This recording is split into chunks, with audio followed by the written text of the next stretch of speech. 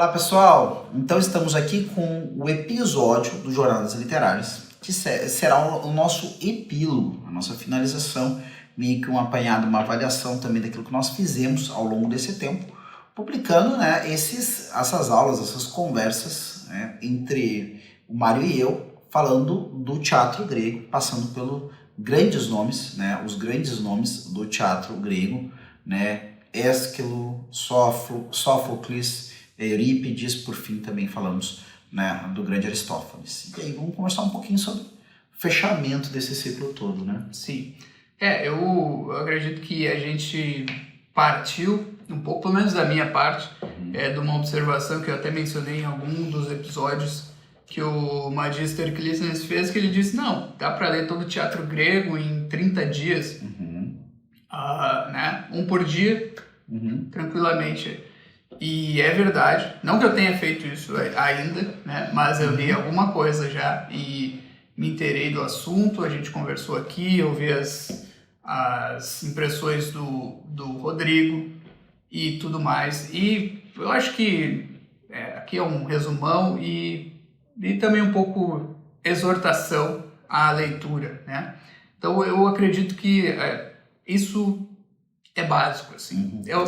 Olha, e talvez até seja um pouco ousado, mas eu acredito que é até mais importante ler o teatro do que o próprio Homero, sob certo aspecto.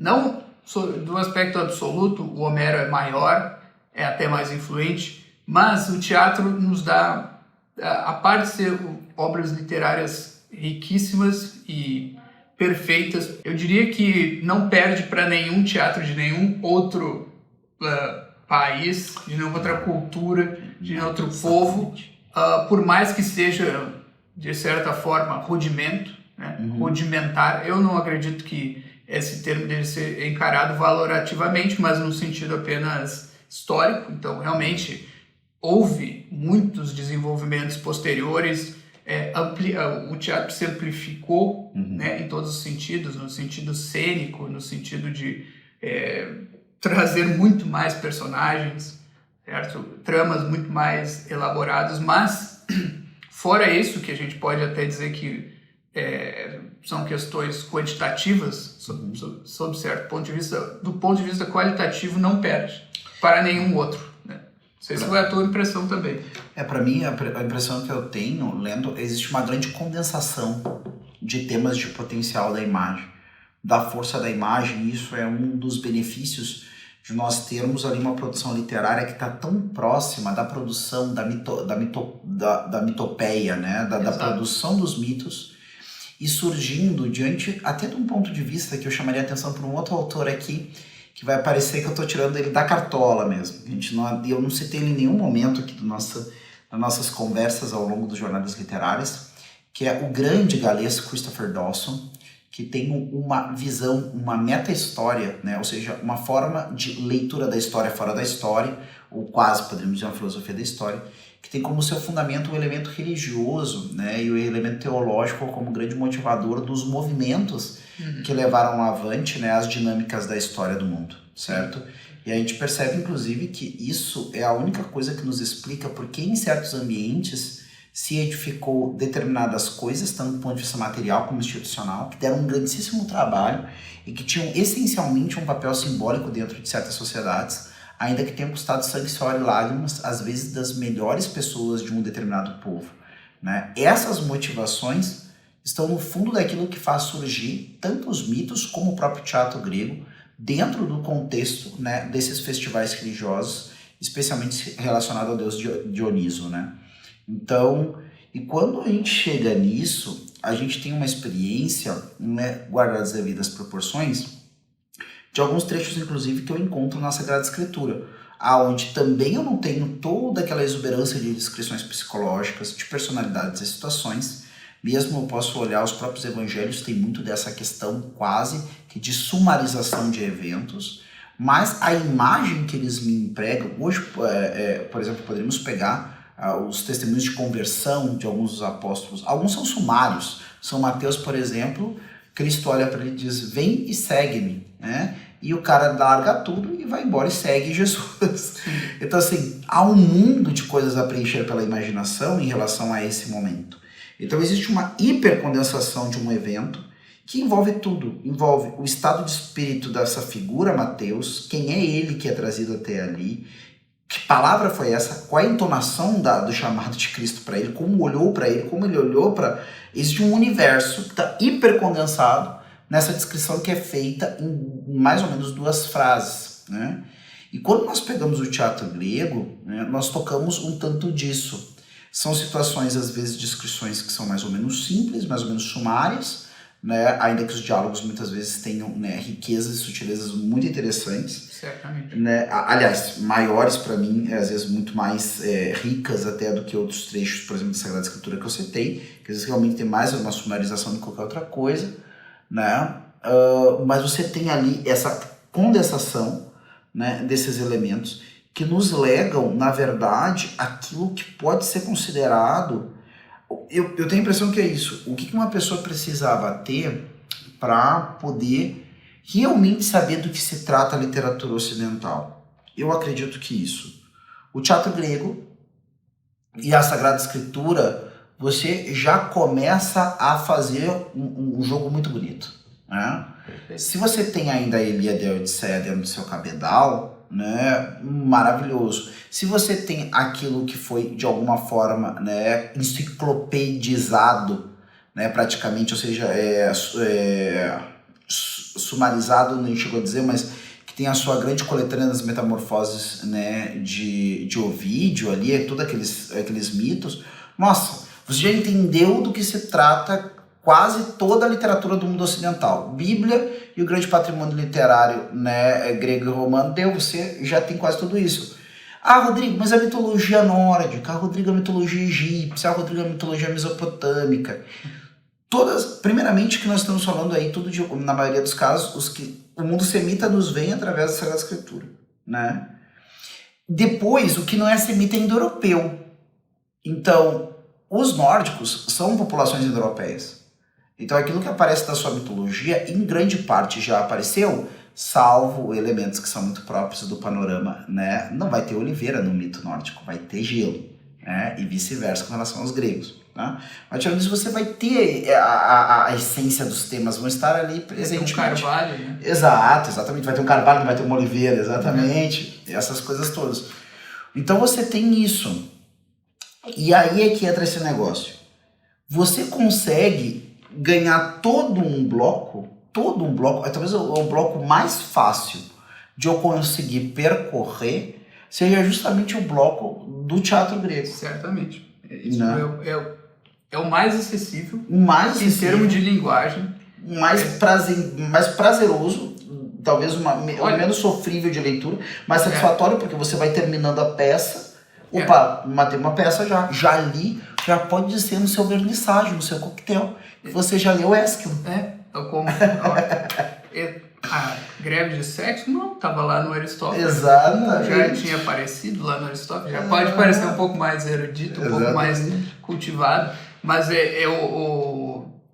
tu falaste perfeitamente. Essa é a fonte, e acho que até tu resumiste com perfeição. Homero, o teatro grego, as Sagradas Escrituras e o vídeo que condensa, né, que faz realmente um condensado, um apanhado bem geral de todos os mitos que tu não vês em Homero, porque é mais difuso, né? Os mitos não estão no Homero.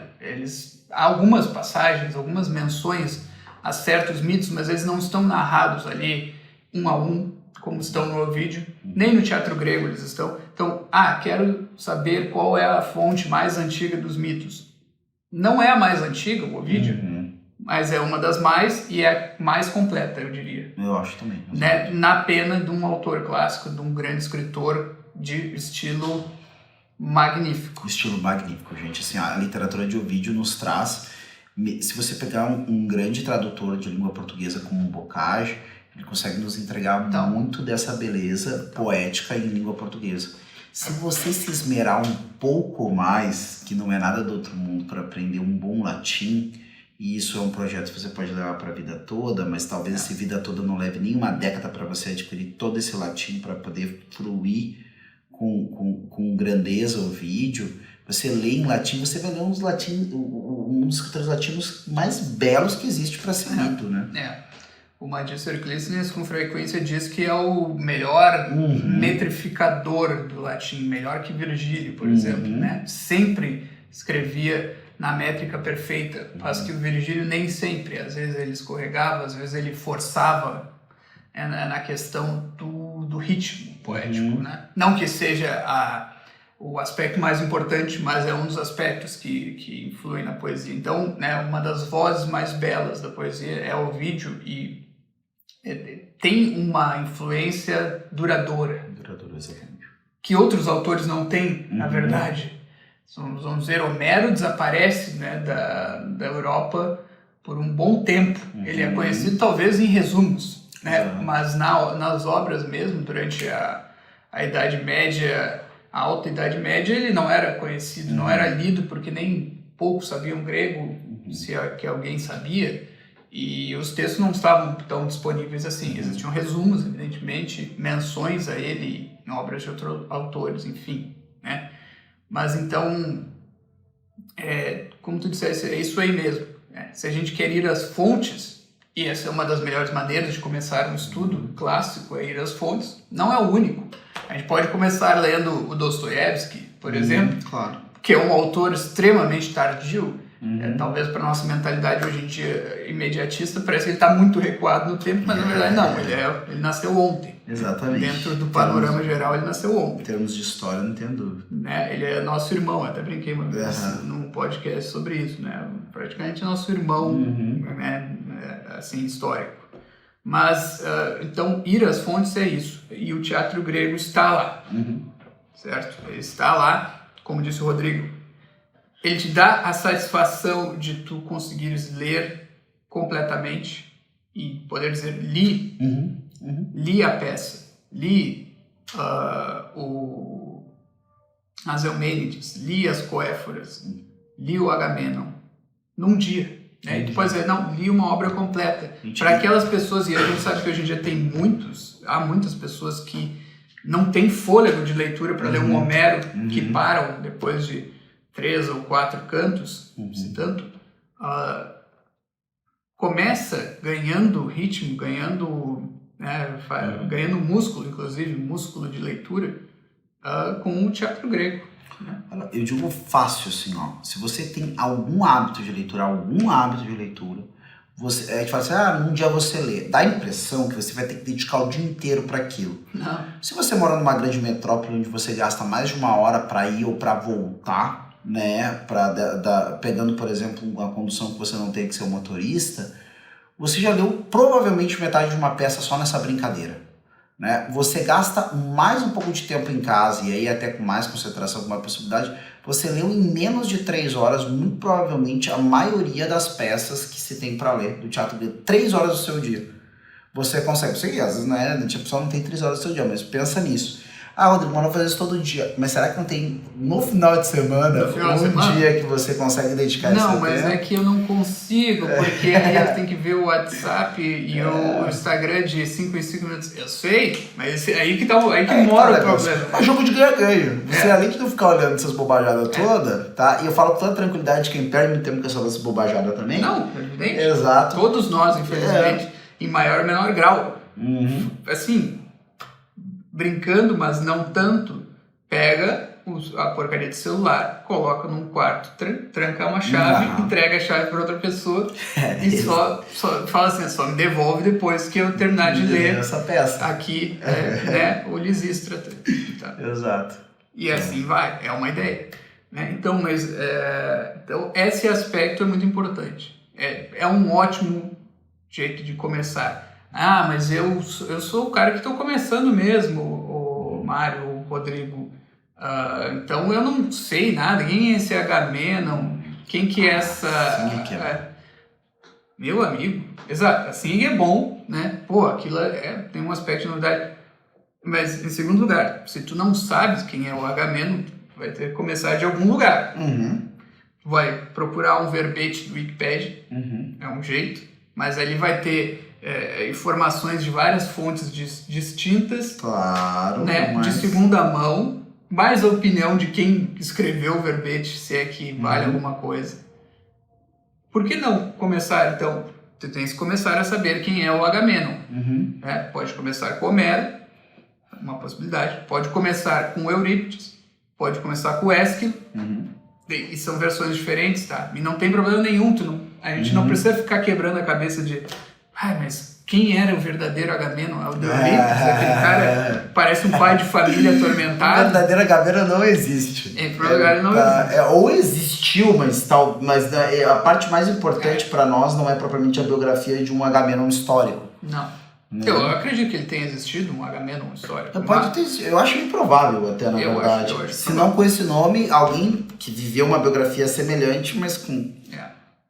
Então, assim, e não tem problema, tu tens que ter as 4 ou 3 visões diferentes, Ésquilo, Eurípides, Homero, e há outras, né? Há outras menções a Agamenon, e nós temos que ter todas essas versões dele na cabeça, certo? A do Eurípides, como eu brinquei, é um pai de família atormentado que vai fazer uma burrada, mas ao mesmo tempo ele como que não tem que fazer, porque ele também é o condutor do exército, e ele, se ele não fizer nada, ele vai ser morto, vai, não vai, tem todas essas questões, tá? Mas ele parece o quê? Um pai de família atormentado naquela peça. Ele não parece o Agamenon, aquele rei orgulhoso, altivo, do começo da Ilíada. Claro, então, exatamente. Mas uma coisa não exclui a outra, né? Uma coisa não exclui a outra, exatamente. Em primeiro lugar, tem tudo isso. Então, não uses como desculpa essa coisa de mas eu nem sei quem são esses caras, eu recém estou começando. Tem que começar de algum lugar, meu amigo. E gente, assim, eu já vi experiências de crianças bastante novinhas, não, mas crianças que não são nem pré-adolescentes, são crianças mesmo. Seres humanos de 9, 10 anos, que pegam alguns livros desses, talvez não na versão mas até uma versão adaptada, às vezes pegam mesmo numa versão normal, porque eles vão do jeito que dão. E assim, eles falam disso com uma naturalidade que parece que eles estão falando, entendeu? De uma história que eles viram na sessão da tarde, não isso da época da sessão da tarde. Mas aqueles filmes meio bobos, assim, que né, às vezes a criança vê 1 milhão de vezes, né? Mas parece meio bobo, mas no fundo, elas vêm 1 milhão de vezes justamente porque aquilo ensina alguma coisa para elas e elas querem viver a experiência daquele sentimento de novo. Então assim, e tu conversa com elas e elas entenderam essencialmente o que é a história. Né? O que acontece, o que não acontece, elas têm perguntas que dão conta do que elas podem imaginar a perguntar agora. Entendeu? Então assim, é algo que... não tem quem não dê conta de um negócio desse. O que pode acontecer é a pessoa não ter fôlego. Muito distraída, não tem interesse, qualquer coisa que não seja hiperestimulante para ela perde a atenção. Aí é outra história. E você tem que ver como é que você modera isso, talvez até a própria história do celular, né? Sim, é que por que a gente insiste tanto? É porque realmente hoje em dia isso é muito premente, né? Mas tem, por exemplo, isso do interesse, né? Eu reluto muito com a ideia de que uma pessoa não vai ter interesse nessas coisas. Eu acredito que em algum momento da formação dela, a atenção dela foi desviada para outras coisas e acabou viciada nessas outras coisas. E agora ela não, né? Ela sente uma dificuldade em acessar com prazer coisas talvez... Com prazer, né? Exatamente. Porque nós estamos sempre buscando essa coisa do prazer. Tem que ter um prazer junto. Se a gente não sente o prazer junto... Ou um sentimento prazeroso. A gente considera que aquilo não faz parte de nós. Exatamente. Certo? E isso tem um fundo de verdade, mas não pode resumir a coisa toda. Não pode ser a única baliza da vida, certo? Porque o cara que vai e só faz aquilo que lhe dá um prazerzinho, ele vai viver, então, o quê? como o Newton da história, debaixo de uma macieira, esperando a macieira cair na cabeça dele, e o diretor pegando maçã e comendo e dormindo. É uma forma de vida viável? Não, nós sabemos que não é. Né?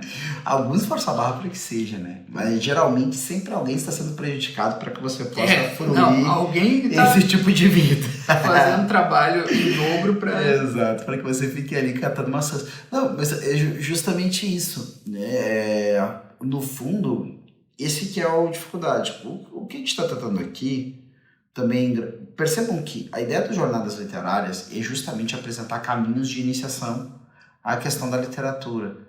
Então, nós passamos desde as questões mais, vamos dizer assim, produções de cultura pop.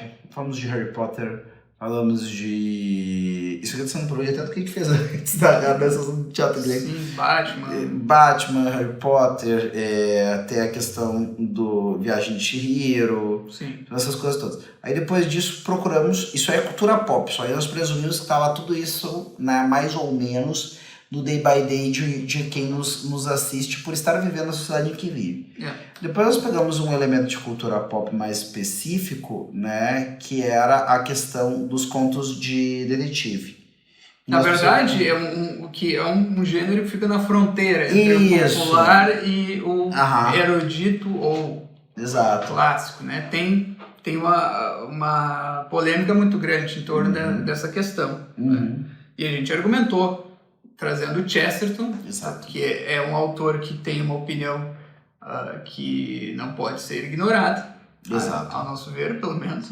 Que é uma opinião de um crítico literário e ao mesmo tempo de um literato, né? Ele era crítico literário, era um literato. Literato de contos de detetive. Exato. E não desprezava e argumentava em favor do gênero como um gênero que pertence à literatura digna.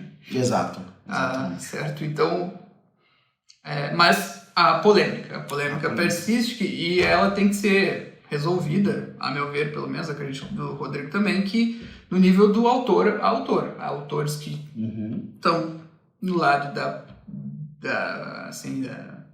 de uma literatura mais rasa e no lado de uma vertente, uma corrente mais profunda dentro do próprio gênero literário. Né? É assim que eu vejo, mas enfim, não vamos reabrir a questão só para trazer. E agora a gente está trazendo, então. Exato, meio que jogamos, né, quem nos acompanha lá para as origens da coisa. É meio esse movimento. E não só origens do ponto de vista, né, pela questão do recuado, mas também escolhemos uma dessas origens. Podemos ter feito sobre a Ilíada e Odisseia. Sim. Né? Mas decidimos também trazer o teatro grego, porque como origem, né, origem praticamente dá para se dizer como uma das origens da literatura, certo? Como origem dessas coisas, e por ser algo que era, vocês percebam, né? Nós estamos lidando com o que é, de alguma forma, o literário que as pessoas, mais ou menos popular, né? Tanto é que a gente chamou esses relacionados a Harry Potter, Batman e tudo mais de cultura pop ou pop, mas a gente está fazendo isso, e aí, essas coisas foram a cultura popular, vou chamar de popular porque pop é que eu acho que é um empobrecimento mesmo em relação ao que nós estamos com pop hoje em dia, mas popular de um determinado período que está na gênese praticamente daquilo que nós consideramos a nossa civilização, né? Então, e é uma porta de entrada. Uma coisa que eu acho que agora está dando uma hype enorme, eu trabalho aqui também com a Sociedade Chesterton Brasil, de alguma forma, no que é pertinente a Chesterton, a gente está tocando ficha nisso. Mas às vezes eu me pergunto se uma hora nós aqui também do Instituto de São Vítor não vamos ter que começar a dar os nossos 2 centavos acerca de toda essa discussão do mundo fantástico aí, né? Sim. Senhor dos Anéis, e série X, série Y, a implicação de pegar um símbolo tal e apresentar ele de outra forma. Sim. Vai dar uma hecatombe, vai dar o fim do mundo, não tem problema nenhum, dá tudo na mesma. Em geral, o pessoal pula para um extremo ou outro. Ou é o fim do mundo, meu Deus, acabou agora. Acabou agora.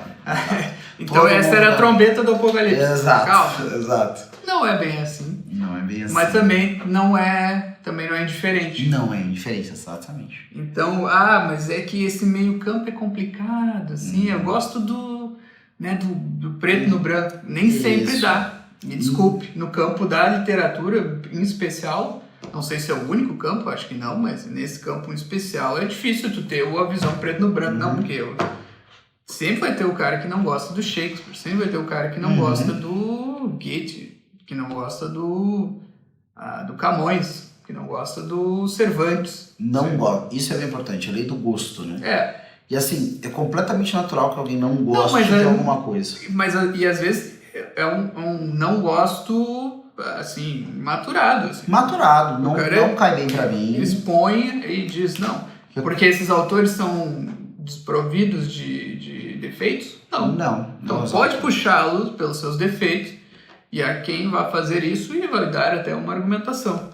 E não nega o talento e a qualidade literária desses autores. Sim. Só que eu acho que uma coisa que não está sendo distinguida, e talvez o teatro grego ajude a gente a criar isso na nossa imaginação, é que enquanto as ideias têm a sua concretude, o seu ser ou não ser, certo? Elas, quando entram no mundo, no palco de ação, ou seja, no palco dramático da vida dos seres humanos, elas nunca são preto no branco. E esse preto no branco que as pessoas percebem em relação ao, e nem às vezes nem aí existe, que é o mundo das ideias ou mesmo os conceitos ideais, Sim. Nunca se dá na estrutura da realidade em pessoas concretas. Eu diria mais, se a gente vai olhar para a questão, por exemplo, para quem crê, né, que é a figura de Jesus Cristo, que é perfeito Deus, perfeito homem, a sua perfeição não perpassou o mundo sem tocar o drama. Aliás, foi ao fundo do drama, o cerne do drama. Ainda que Cristo fosse perfeitamente, né, e é perfeitamente Deus, perfeitamente homem, não existe sombra nele, então é perfeitamente branco, vamos chamar assim, perfeitamente claro, né? Ali ele foi até as profundezas de tudo aquilo que causa esse conflito interior do ser humano. Então, quer dizer, quando eu apresento as coisas de maneira muito... Eu posso falar do que é o símbolo, mas eu não tenho como vai te ensinar o que o símbolo vai fazer na sua vida. Né? E quem pretende fazer isso, na minha opinião, está equivocado ou está mal intencionado. Né? Para mim, vai esses dois âmbitos, porque eu não tenho como dizer o que o símbolo... Mas eu posso dizer, esse símbolo é bom, este símbolo geralmente tem uma dinâmica negativa, este símbolo geralmente provoca isso numa pessoa. Se você ficar pensando na dinâmica deste símbolo colocado dessa maneira, provavelmente você vai se equivocar. Bom, isso aí tudo bem, isso aí é natural, né? Existe aí a questão da coisa em si, que, certo? Determinados elementos, né, numa determinada quantidade, vão ser venenosos. E né? Ainda sobre isso, né, a gente traz a questão assim, ó. Eu, né, Mário Lucas Carboneiro, gostaria que se pegasse o Senhor dos Anéis e introduzisse, não é que gostaria, de novo, desculpa que até nem essa palavra, eu acho que se deveria pegar a história do Senhor dos Anéis e introduzir assim, atores que não condizem com o que está escrito no livro. Na verdade, nem sei se está escrito, né, para começar, porque eu não fui a fundo, assim, eu não sei se... Né, mas acredito que está assim, né, dito, que era branco como a neve, não sei o que, põe um ator que não condiz com aquilo que está escrito ali. Eu acho isso algo bom? Não, eu não acho. Né? Se está escrito no livro que o cara tinha determinada cor e botar outra cor, eu não vejo que isso ajuda, certo? Agora, é o fim do mundo? Não, não é. Tem o melhor ator, era esse que nós botamos para o papel. Tá, perfeito. Eu inclusive particularmente prefiro ganhar em atuação e talvez perder essa característica, por exemplo, sei lá, da mesma forma que e aí às vezes as pessoas começaram a colocar isso como elenco de racismo, né? Sim. Não, o personagem tinha tal característica, né, étnica e agora tem um ator que tem outra. Eu da mesma maneira, se eu tenho um Otelo que aparece, né, caucasiano ali, né, não aparece mouro, quando o próprio, sabe, o mouro de Veneza, né, e aí bota um Otelo que não é um mouro, que não é um homem de tez escura, que não é, eu fico, tá, e aí, né, É a mesma coisa. É esse estranhamento. Mas é claro que a gente entende, pode ter realmente dentro de um casting um grande ator que não vale a pena, o cara encarnou a atitude do personagem.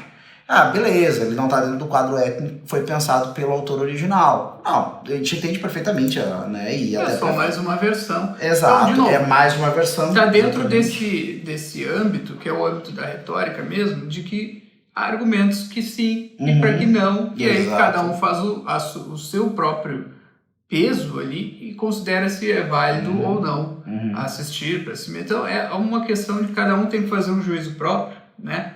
Mas, ao mesmo tempo, não dá para argumentar que não existe perda nenhuma, porque existe, mas não dá para argumentar que é a trombeta do apocalipse, porque não é. Tu abriu mão de um elemento, tu pode ter um bom motivo para isso. Sim.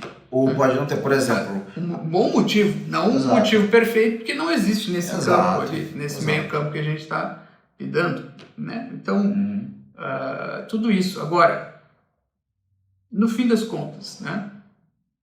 Tem que ler o teatro grego, porque aí não tem, esse tipo de discussão, tá? Exatamente. A leitura do teatro grego, porque a gente está falando de... E aí entra outras questões, né? Por exemplo, essas obras fantásticas, elas não são o suprassumo da literatura, né? Elas são literatura muito boa, tem o seu espaço, tem o seu andar, né? Na ordem das coisas ali, na ordem da literatura, mas não são o mais elevado. Então, até por isso elas trazem essas questões que são controversas e tal. E, a meu ver, não vale a pena perder a vida discutindo essas coisas. Não, claro que não. Vale a pena pegar e ir lá e ler a obra, então. Então, ler a obra. Exato. E etc. E, mais especialmente, tem que ir às fontes, né? Que é isso que a gente está argumentando. Então, a gente colocou, né? Primeiro, teve os episódios ainda mais antigos, que foi só o professor Rodrigo que gravou, né? Que aí eram coisas mais teóricas a respeito, né? Exatamente. Do Jornadas, né? Depois a gente está fazendo uma jornada mesmo. Então, a gente entrou pela porta ali da cultura pop, até querendo chamar atenção para coisas que estão implicadas na cultura pop, né? Símbolos que são usados, estratégias narrativas e coisas do tipo que estão ali, mas que são muito mais bem desenvolvidas em outras obras. A gente queria chamar as pessoas para as outras obras, né? Apontando essas coisas, né? Na cultura pop, nas obras de cultura pop. Depois nós fomos para o gênero intermediário ali, controverso do romance policial. E agora a gente voltou às fontes, né? E a gente escolheu essa literatura do teatro por ser acessível, né? Por ser uma coisa que todo mundo pode ler, né? E ter mais, então, ou seja, tematicamente está mais próximo daquilo que a gente faz no Jornadas aqui, de trazer coisas acessíveis. A gente não faz uma análise assim de obras de fôlego longas que requerem vários e vários episódios, 30, 40 às vezes, né? A gente quer fazer uma coisa que dá para conter num episódio de uma hora e pouquinho, né? Embora do Sófocles deu uma escapada para mais do que isso. Mas, então, e ainda lembrando, né, assim, engraçado, mas nem tanto também, a questão de que, para mim, o primeiro romance policial é o teatro de grego Édipo Rei, né? Quem quiser argumentar contra, beleza, mas assim, os esquemas narrativos, né, mais básicos do romance policial, para mim, se encontram ali. Até estilisticamente, até climaticamente, tu sente um pouco daquele gosto de romance policial, de quem é o assassino, então. Exatamente. Né? Quem é o assassino de Laio, né? Essa é uma das grandes questões da peça. Exato, né? Exatamente. É o próprio, spoiler alert, mas nem tanto, é o próprio cara que dá nome à peça. Mas, né? Ali, para mim, estão os mecanismos em germe, né? Nos seus componentes mais básicos, os mecanismos de uma trama policial. Quem quiser me refutar, pode, mas é assim que eu vejo. Eu acho difícil de divergir disso. Talvez alguém queira falar de alguma narrativa ainda anterior. Eu não conheço, não me veio, mas que está ali. E é interessante porque desde o começo se tem ali estabelecido certos elementos que depois existe vai estar concatenado o ciclo. Você não tem ponta solta. E eu particularmente não vejo. Alguns sempre tem gente assim, ó, tem gente que é muito sensível àquilo que o pessoal quer chamar de Deus Ex Machina, né? Que é uma solução para a trama que foi tirada da cartola. Ou seja, qual é que é a solução elegante dentro de uma obra? Aonde eu dê certos elementos importantes até um determinado dado, os elementos fundamentais, e com aqueles elementos fundamentais eu lide com eles até o final. Sendo que o que entra na sequência acaba sendo, na verdade, só algo que está contido naquilo que já foi falado. Quando um novo elemento fundamental entra da metade para o final da obra, sem que nem se tenha tocado nele lá no começo, é isso que nós chamamos de Deus Ex Machina, que é o quê? Principalmente na hora da revelação. Na hora da revelação, desfecho. Porque é o quê? Eu não coloquei os alicerces da narrativa de maneira bem adequada, e aí surgiu uma necessidade de solução lá na frente que eu simplesmente não tinha lá no começo. E isso aí é uma coisa que provavelmente alguns autores, quando estiveram trabalhando com algumas obras, talvez tenham percebido que estavam caminhando para isso, tiveram que reescrever o começo da obra, e isso dá um trabalhão danado, né? Tive que reescrever o começo da obra, e o que eu já escrevi no começo vai no desenvolvimento dela até eu chegar lá. Mas é isso. E eu não vejo isso na obra do Édipo Rei, né? Eu vejo, talvez alguém tenha a sensação disso porque ela é uma obra, como todo teatro grego, sucinta. Mas para mim ela tem uma maneira muito elegante de lidar com essas necessidades de solução, esclarecimento e a consequência das coisas todas ali, né? É que na verdade ali o nó acontece entre o discurso do Tiresias. Do Tiresias, exatamente. Que depois de relutar um pouco aponta então o rei como o assassino, e o discurso do Édipo, que não tem, a memória dele realmente não o acusa de matar o próprio pai. Ele sabe que ele matou alguém. Exato. E aí ele nesse quesito ele poderia ter sido menos agressivo do que foi. Sim. Porque ele tem na memória que ele matou alguém. Que ele foi uma morte provocada por ira, né? E que ele não sabia exatamente quem era aquela pessoa. Então, enfim, existe todo um mecanismo de culpa ali que a gente já falou, Mas então a dúvida, né, esse mistério fica entre o Tiresias que está falando a verdade, ou ele está participando do complô com o Creonte, de que o Édipo acusa, né, que o Édipo assim, denuncia. Então, ali que está o romance policial, que realmente não é de fato um romance policial como a gente conhece, mas é um germe de coisa, né? Essa dúvida. Então, fica ali, a gente tem, como tu disseste, né? A gente não tem todos os dados dentro da obra, né? Os dados estão fora, estão na mitologia, mas a gente pode começar a fazer algumas conjecturas com o que nos é dado pela obra. Então, fica, né, em germe aquela ideia, né, do quem é o assassino, né? É o próprio Édipo? É outra pessoa? Né? Tem uma coisa que aconteceu. Tem uma coisa que é muito corrente no drama policial, que geralmente o que acontece é o seguinte: existe um elemento de conhecimento, uma vez que eu tenho aquilo conhecimento acerca daquilo, toda a trama que até agora parece que não encaixava, encaixa-se, né? E parece que é justamente esse movimento está muito presente em histórias e romances policiais, né? Que tem todo um desenvolvimento característico específico que nem a tudo isso corresponde a Édipo Rei. Mas esse elemento assim de que, na verdade, a solução para essa desordem causada pelo crime está na falta de conhecimento, e esse elemento já está presente ali. Sim. De maneira que, por mais que é buscado, eu estou pensando agora, por exemplo, nas obras de detetive da Rowling, que ela escreve como Robert Galbraith. Você tem muitos eventos narrados ali, desenvolvimento de personagens, essas coisas todas. Mas, por exemplo, no primeiro romance, que é o Chamado do Cuco, é exatamente isso. Existe um elemento que, uma vez que o personagem detetive se dá conta daquilo, ele vai juntando uma série de peças até chegar no desfecho ali da situação. E às vezes tem um conhecimento que o autor te dá que tu vê por um lado, como se estivesse vendo por um lado o conhecimento, tem um outro lado do conhecimento que tu não consegue ver, que daí tu tem que conjecturar, deduzir, né? Mas se tu conheces o outro lado, aí a coisa se encaixa. Exatamente. Né?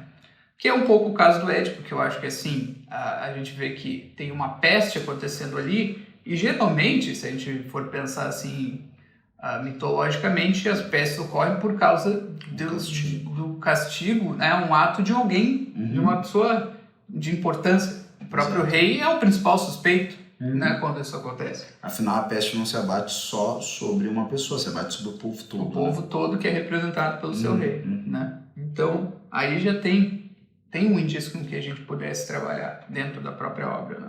Mas enfim, não vamos... né? Estamos retomando. Essa obra é tão grandiosa, para mim a maior de todas. Né? Acho que não tem como argumentar que não. Ela junto com o Édipo em Colono, que faz parte de outra tetralogia, eu sei, a gente discutiu isso, mas elas duas juntas formam talvez o ápice dessa produção, né?